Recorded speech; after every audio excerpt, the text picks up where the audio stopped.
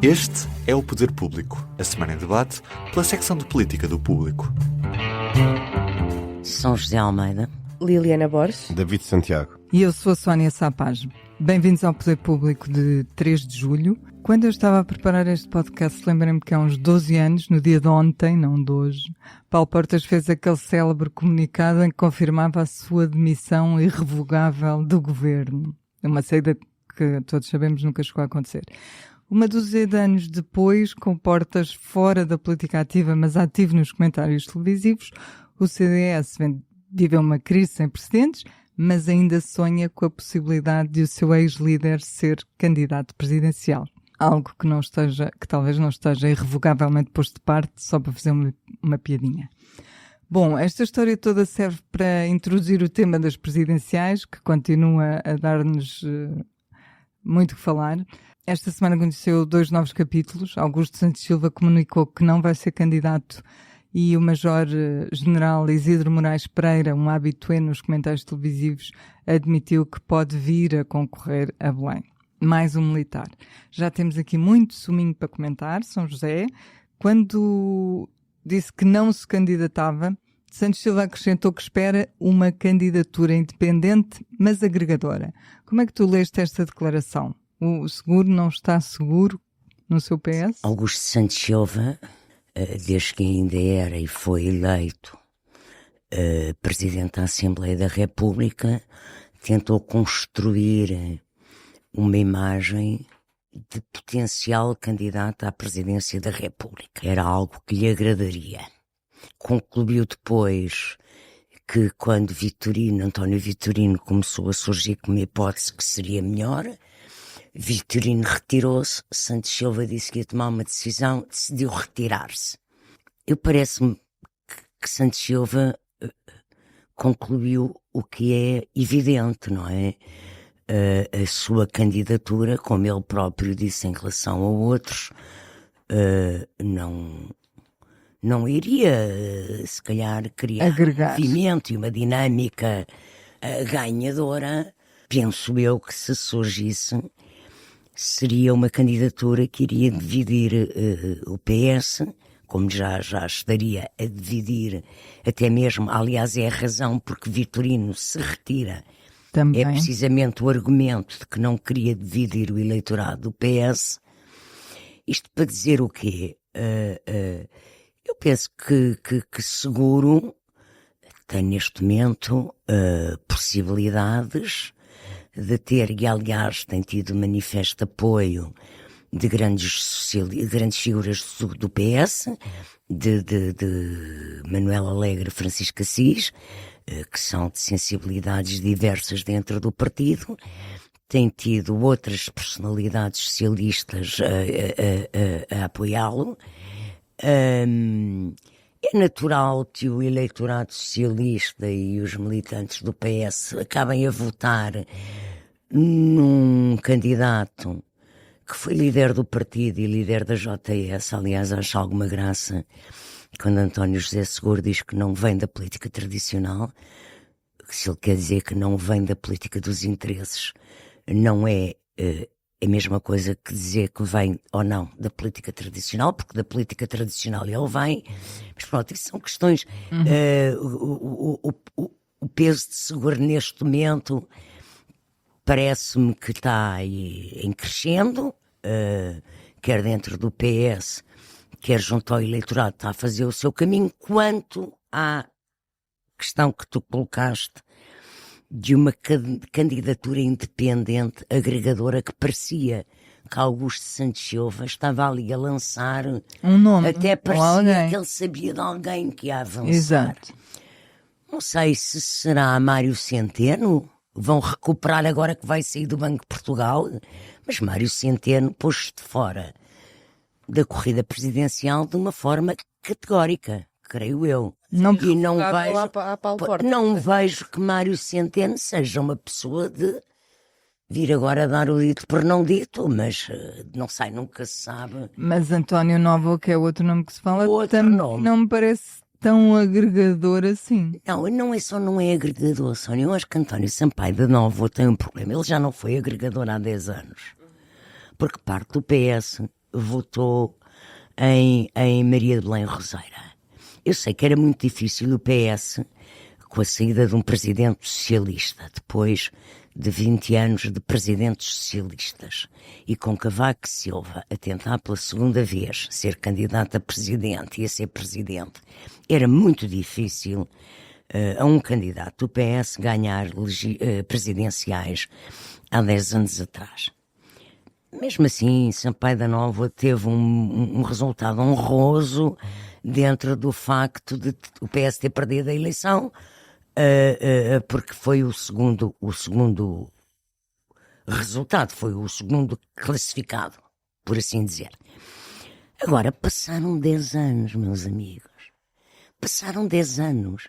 Não é a mesma coisa, passado 10 anos, candidatar-se uma segunda vez, que foi Cavaco Silva ter-se candidatado uma segunda vez passado 10 anos da primeira, porque Cavaco tinha um percurso anterior, político, tinha sido primeiro-ministro 10 anos. Sampaio da Nova, além do mais, ser candidato hoje, no mundo de hoje, com o que o país mudou entretanto, com o Parlamento, nós há 10 anos tínhamos o PS no poder, tínhamos um Parlamento de maioria de esquerda e com um acordo parlamentar feito à esquerda que sustentava um governo do PS. Hoje em dia, o Parlamento virou à direita em termos que nunca tinha acontecido. Eu sei que aquilo não quer dizer que todo o voto, e que não quer dizer que as presidenciais não possam ser ganhas por um candidato de esquerda que seja muito agregador. Mas, para mim, eu não acredito que o motor dessa agregação possa ser, no mundo hoje, uma figura como Sampaio da Nova, por muito respeito que eu tenha por ele e por muito prestígio que tenha, pelo desempenho que fez como reitor e todo o prestígio intelectual dele. Não estou a desmerecer Sampaio da Nova nem o percurso dele.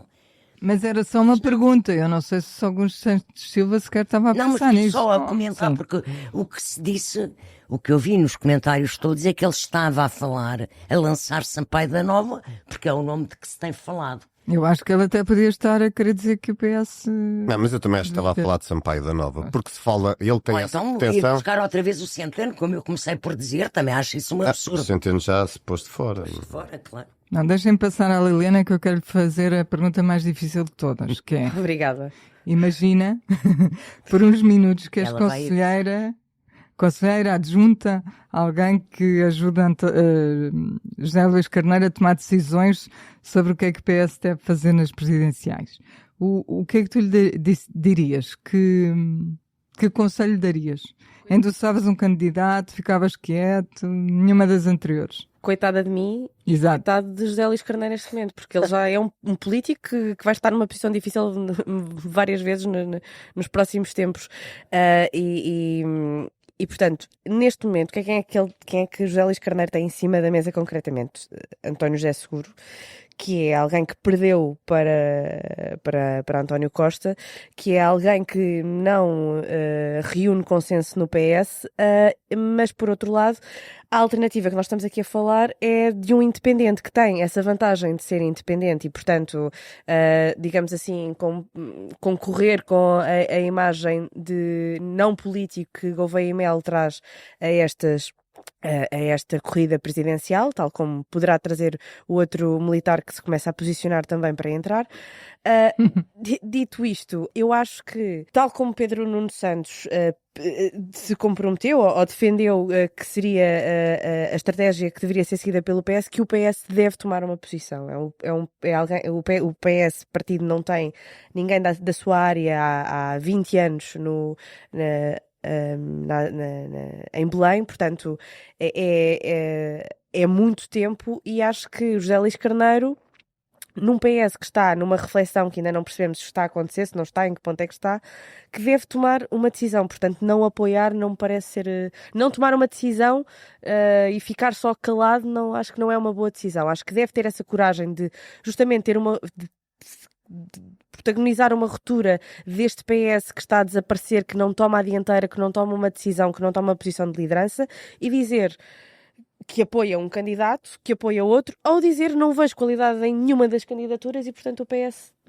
Mas não ficar simplesmente em silêncio. Acho que deve tomar uma posição crítica sobre os nomes que estão em cima da mesa. Agora, como dizias, é uma pergunta muito difícil, porque eu acho que é uma decisão de facto muito difícil e que me parece estar a ser cada vez mais arrastada.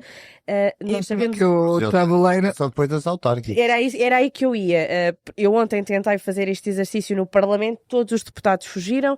Esta manhã Ferro Rodrigues já endossou de alguma forma Sampaio da Nova. Temos visto outros nomes do PS que têm apoiado António José Seguro, mas há muita fuga para neste tema ainda pensar nas autárquicas e acho que é uma má decisão atirar para tão para a frente. Eu creio é que o que o atual líder possa dizer nunca vai ser agregador. Nunca vai Não vai ser, até porque se vê já Ferro Rodrigues, Santos Silva, que não se identificam com... Mas eu acho, sinceramente, já agora só uma nota, eu acho que Santos Silva, ou não se candidatar, facilita muito a vida a Carneiro para poder apoiar oficialmente António José Seguro, porque ele nunca apoiaria Seguro havendo uma corrida de Santos Silva, sim. Até porque foi seu secretário de Estado, porque não queria, lá está, o próprio líder do PS criar divisões. Eu assim acho que ele tem vida facilitada. Carneiro, antes de ser candidato a líder do PS, chegou a dizer que Santos Silva era o melhor candidato à presidência da República. Pois é. É por isso mesmo, mas agora acho que tem a vida facilitada para poder apoiar o Seguro. Claro, sem dúvida. Olha, David, o que é que isto tudo te diz do PS, no fundo? Ainda agora foi eleições internas, elegeu o novo líder com mais de 90% dos votos. O facto do partido não se conseguir unir em torno de uma candidatura presidencial tem algum significado extra? Ou é só, enfim, uma questão de partidos que têm fações diferentes dentro de si?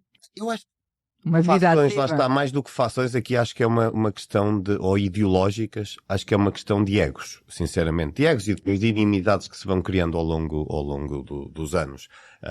Quando Santos Silva diz que António José Seguro não cumpre os mínimos para ser um bom candidato presidencial com o apoio do PS, eu acho que isto é um insulto, não é? Porque podemos não concordar com essa candidatura, discordar, não adorar o perfil de António José Seguro, mas dizer que não cumpre os mínimos. Alguém que tem o percurso que tem António José Seguro, que liderou o Partido Socialista, que foi ministro, foi secretário, não vale a pena estar aqui a discutir sobre isso. É assim, podemos achar que pode ou não ser pode ser ou não um bom Presidente da República, mas não cumprir os mínimos, se calhar, eu depois deixo isto para o meu público e notório, mas também Santos Silva cumpriria os mínimos para ser um bom candidato presidencial? Eu, no meu entender, acho que não. Porque acho que conseguiria os votos de meia dúzia de amigos. E acho que é por isso que... Mas isso já lá vamos. A seguir, gasto já... Não gastes. Mas eu acho que é uma questão, lá está, de egos. Eu acho que o Partido Socialista não está absolutamente dividido, mas é um bocado aquele problema de que quando há um líder carismático que sai de um partido, e aqui não estou a falar de Pedro Nuno Santos, estou a falar de António Costa, há sempre depois fases difíceis. O PSD passou por elas. Passou por esse tipo de situação. Embora no PSD haja sempre mais dificuldades de unidade interna, embora sabemos também que quando depois se está no poder, o poder tem essa capacidade de colar e, portanto, de agregar. Exatamente, é o cimento mais forte de todos. Mas no caso do PS é um bocado isto, ou seja, nós víamos Mariana Vieira da Silva, uma costista, não é? Santos Silva, que já foi socratista, já foi... Ele é um situacionista, no fundo, no meu entender, pelo menos é a forma como eu interpreto a sua atuação política ao longo destas décadas. É um situacionista e no sentido em que é um situacionista vai se adaptando. Mas isto para dizer o quê? A verdade é que José Luís Carneiro também foi alguém que de alguma forma se tornou muito próximo. Não partiu daí, mas ao longo dos anos também se foi tornando alguém próximo da confiança de António Costa. Não tínhamos dúvidas que António Costa apoiou, ou tendo votou José Luís Carneiro e não Pedro Nuno Santos, por exemplo. Não tenho grandes dúvidas sobre isso, embora isto é a minha convicção. Agora, quando vemos Mariana Vieira da Silva ter declarações algo duras sobre a possibilidade sobre a ideia de que Carneiro não tinha aqui um lugar reservado, ela própria ter aspirações. Isto mostra que é tudo uma questão de egos. É Vieira da Silva. Não é que ela não concorde com o posicionamento ideológico e com aquilo que quer José Luís Carneiro para o partido, porque ela não se diferencia em nada dele, na minha opinião, ideologicamente no essencial, mas tem a ver com a questão de egos, deixarmos que esta pessoa tenha ou não o peso político que é necessário para ser líder. Olha, gosto muito dessa ideia dos Sim. egos, não precisas de adiantar-te muito, porque acho mesmo que não é só uma questão no PS, em todo este processo das presidenciais, o que tu tens visto é que a questão do ego é muitíssimo forte. A questão do ego é muito forte e, portanto, isto para dizer, eu acho que... E noutras. Sim, mas só para concluir, para não arrastar demasiado, o que nós vemos aqui é esse tipo de atitude. Agora, o que eu vejo neste momento é já um PS no essencial até já bastante unido em torno de António José Seguro. Se nós virmos algumas das principais figuras, de Francisco Assis, a Brilhante Dias, a muitos outros, vêm declarando o seu apoio a António José Seguro. Manela Alegre, Maria Belém Roseiro, e portanto... Tem-se afunilado, não é? Tem-se afunilado e, portanto, eu acho que, de uma maneira ou de outra, o PS é que vai acabar por apoiar Seguro e essas questões vão sendo diluídas para já. Há aqui lá está, vou-me repetir, mas é um bocadinho aqui para não dizer outra vez, para não falar outra vez em egos, mas é uma disputa aqui de galos, às vezes, para ver quem é que tem mais força e, portanto, acho que é um bocado isso que se tem assistido. Olha, não vamos querer falar só sobre presidenciais e PS, até porque amanhã é um dia muito importante na Assembleia da República. É provavelmente o dia em que o PSD vai fazer a sua primeira aliança significativa com o Chega, neste caso em matérias relacionadas com a imigração. Nós ainda não sabemos. Eu sei que o PSD e o Governo ainda estão a ter reuniões com vários partidos sobre este assunto, mas São José, o PSD já fechou a porta a entendimentos caso a lei se mantenha como está. O que eu te pergunto é que só resta o Chega? O que parece, não é? O PS foi muito categórico à saída da presidência da República, quando foi apresentar cumprimentos o líder do PS, foi categórico a dizer que a lei tal como está, o PS não a aprova, e concretizou um conteúdo que eu reparei a importância do que ele estava a dizer, porque ele salienta a questão das comunidades de países de língua oficial portuguesa, cujos imigrantes têm um tratamento de exceção em Portugal, que é recíproco nesses países para os portugueses.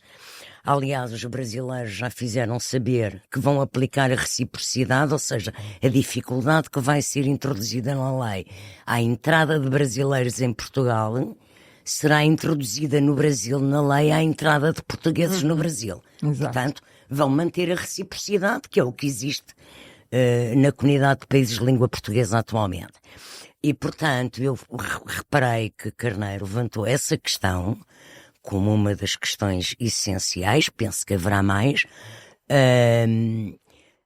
Curiosamente, a mesma questão que o Presidente da República, na véspera ou antevéspera, tinha levantado, precisamente em relação à lei da imigração, que é a relação e o histórico de relação de Portugal com as suas ex-colónias, ou seja, com os PALOP, com os países da CPLP, ou a maioria deles, não é?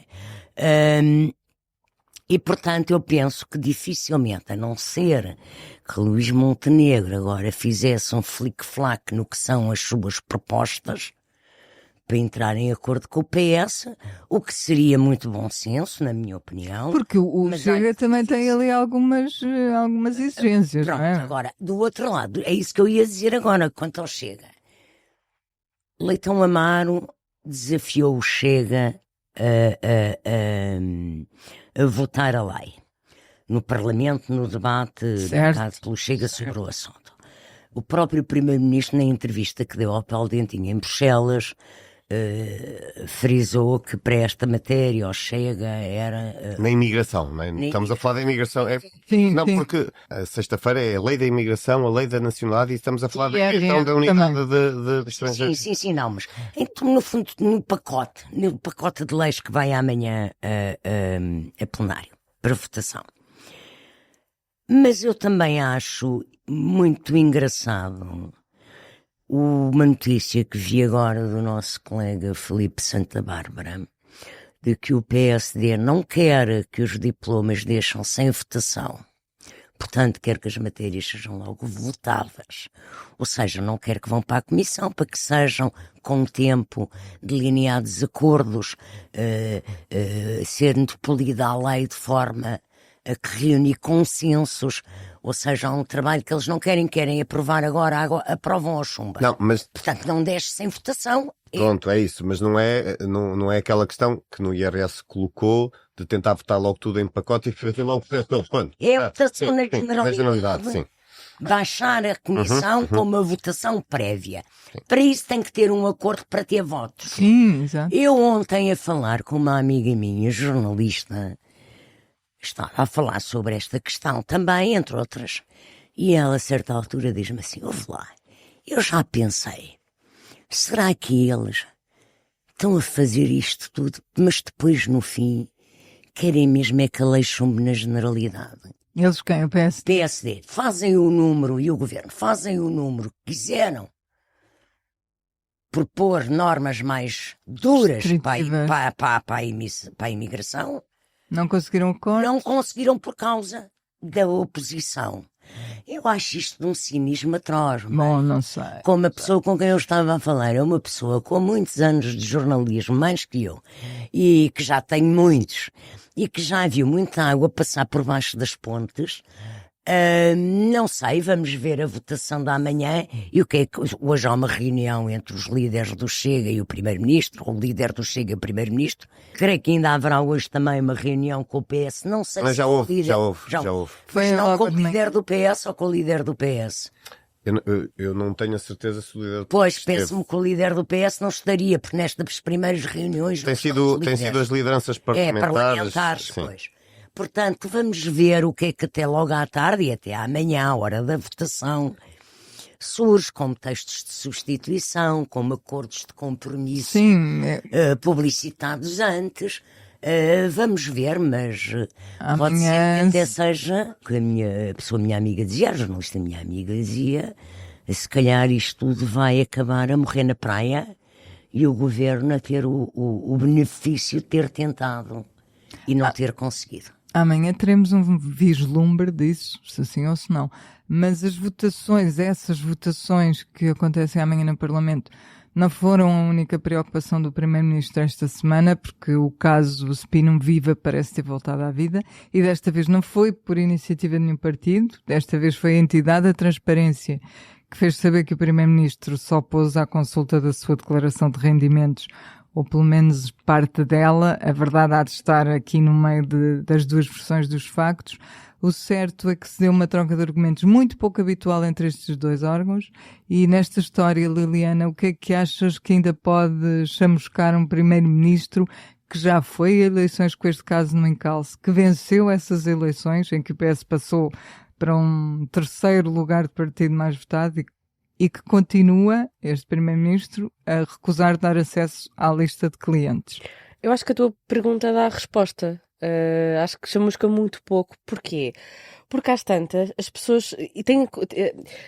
Luís Montenegro tem divulgado, ou tem sido divulgada por opção ou por outras vias, informação em relação a este caso e à lista de clientes, etc. E isto vem às pingas. Vamos tendo várias notícias a marcar os últimos meses disto, e a sensação que eu tenho é que as pessoas já começam, estão cansadas assim, já não querem saber, assim, tanto fora da nossa bolha.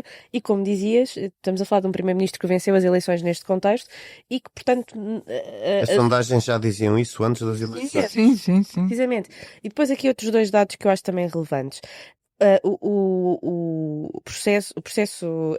O inquérito que foi aberto pelo Ministério Público relacionado com as atividades da empresa já foi arquivado, ainda decorre a averiguação preventiva, essa ainda está em curso, mas o processo, do inquérito da investigação já foi arquivado.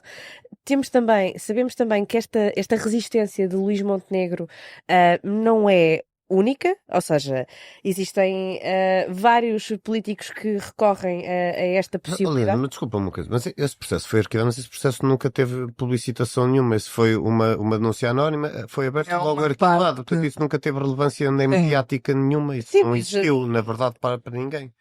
Mas para o Ministério Público existiu à mesma, não é? Pronto. Não, está bem, mas isso foi de agora, não é uma coisa, porque Não é já foi arquivado, dá a sensação que já houve aqui uma investigação e tal, não se encontrou nada, não. Aquilo foi uma denúncia anónima, foi aberta e foi logo arquivado. Sim. Portanto, isso não tem importância política nem jurídica. É só para dizer, porque quem nos ouvir pode dar a sensação que houve aqui uma investigação relevante e não sei o quê. Não, Que ele foi não tem privado. importância nenhuma. O que conta, para efeitos É a judiciais, aplicação preventiva que ainda está em curso. E que creio que Amadeu Guerra disse que queria ver concluída até a meados deste mês, não é? Portanto, exatamente. Mas pronto, dizia eu que a entidade para a transparência só no último ano, nos últimos 14 meses, recebeu 31 pedidos de políticos que pediam precisamente isto que Luís Montenegro pediu, para que não fosse permitido acesso público a informações que constam na declaração de rendimentos. Portanto, e aliás, Augusto Santos Silva disse até, veio defender o Primeiro-Ministro, dizendo que É verdade. por ele ter recorrido a esta possibilidade de recorrer ao Tribunal Constitucional, não fazia dele suspeito. Aliás, esta posição, quando ele disse esta frase, eu achei, ok, ele vai mesmo ser candidato, porque está mesmo a tentar ir a todo lado. Dito isto, é muito difícil para Luís Montenegro continuar a narrativa de que só responde a quem for tão transparente quanto ele, porque tipo, não responde à entidade para a transparência. O que é que pode ser mais transparente do que a entidade para a transparência? Pronto, mas agora, efeitos práticos na vida do Primeiro-Ministro, não vejo nada no horizonte. David, o que parece haver neste momento é um braço de ferro entre o Primeiro-Ministro e a entidade para a transparência, que costuma ser muito reservada. Ou, pelo menos, a anterior entidade de financiamento dos partidos era muito reservada, era muito difícil para nós falar com eles, e desta vez tem sido bastante mais espalhafatosa, não sei se este é o termo ideal, do que o costume. Como é que tu interpretas isto? Eu tendo, independentemente, e aquilo que eu vou dizer está completamente desligado de achar ou não que Luís Montenegro deve ou não prestar esta informação, deve pedir ou não que ela seja, até porque ela já é pública de facto, portanto, depois já lá vou a esse lado, mas independentemente de todos esse lado, o que eu sinto é que de facto a entidade para a transparência está aqui também a entrar aqui no campo político. É pelo menos a sensação que eu fico. Não deixo de dar alguma razão ao líder parlamentar do PSD, o Soares, quando diz que está a extrapolar funções, está a ir para lá daquelas que são as suas funções, não tanto por pedir estes elementos, que é o argumento utilizado pelo líder parlamentar do PSD, mas para mim está a extrapolar funções, sobretudo porque está a entrar aqui no campo político. Isto porquê? Porque Luís Montenegro veio dar algumas informações, o gabinete enviou na terça-feira, se não me engano, algumas informações, ou melhor, a sua justificação para este pedido no fundo, de bloqueio parcial de alguma informação, para que determinada informação de sigilo considerado profissional, neste caso comercial, se não me engano, pudesse ser tornada pública, e Luís Montenegro fê-lo depois de notícias que saíram na comunicação social que partiam de respostas da entidade para a transparência a perguntas colocadas pelos jornalistas. Até aqui, tudo bem. Já me faz mais alguma confusão o comunicado que depois a entidade para a transparência sentiu necessidade de emitir, porque ao fazê-lo veio fazer política.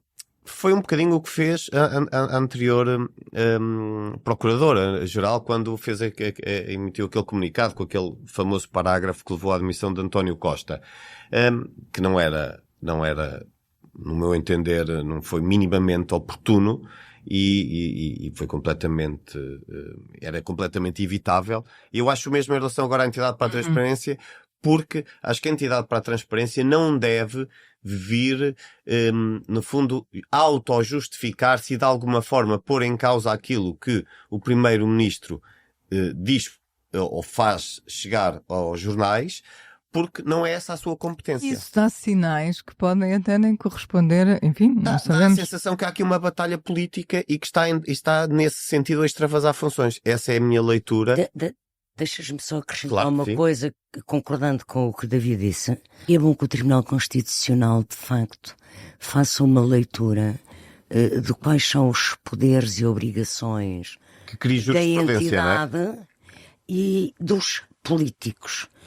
Porque em causa está, no futuro, as regras que serão cumpridas por outros primeiros-ministros, Que vão alegar por outros ministros e Tá, por outros por- deputados políticos em geral, autarcas. que isto é um precedente. Exatamente, é uma questão de Isto jurisprudência. será um precedente.